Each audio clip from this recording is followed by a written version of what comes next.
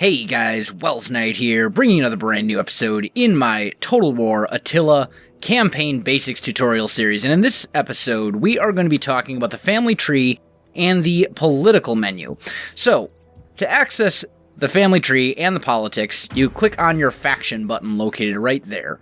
You will then see your family tree. The family tree can be zoomed in and out of with the mouse wheel, and if it's a larger tree, you can also click it and drag it around as well. The family tree consists of all of the people in your family. Everyone not in this family tree right here is from another family over here. In this window, you can view the stats and characteristics of every character within your empire. Two of the most important statistics here are influence, which is basically gravitas from Rome 2, and loyalty. If loyalty ever reaches 0, a character will defect and rebel against your faction, and he will take his army with him. One thing you'll probably want to do is click on this little button right here for Show Details, which then shows loyalty and influence for every character. Now, politics is basically a broad term that consists of many things, from managing your family's power to assigning characters as governors. Power, which is represented by this bar up here, is basically a combination of dominion and control, and is best kept at about 50 to 60% for the best bonuses. Anything beyond that will have some negative consequences for your empire. Dominion is calculated by putting the total influence of all the characters in your family up against the total influence of all the characters not in your family. And it's just simply added together. 37 plus 56 plus 11 equals 111, which is the amount of influence that I currently have. Control, on the other hand, is based upon political actions and in-game events. Successful political actions will increase control, and unsuccessful ones will decrease it. In addition, political actions cost influence to attempt. So an unsuccessful political action will decrease both your dominion and control. But once again, that's not necessarily a bad thing, because you want to keep your total power fairly centered in the middle.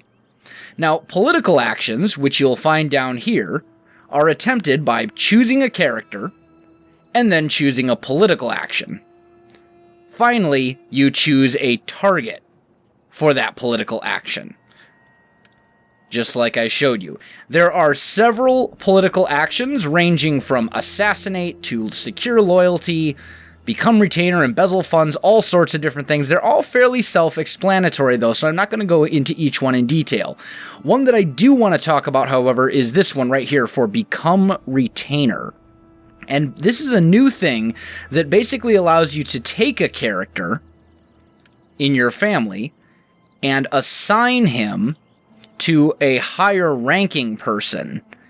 I don't actually have anyone higher ranking at the moment, but it allows you to assign them to a higher ranking character, and then what'll happen is they'll kind of become an apprentice underneath that character who will tutor them, and they will gain traits and bonuses and experience even though they're not actually assigned to a role. Speaking of roles, there are now a few different positions to which characters can be assigned.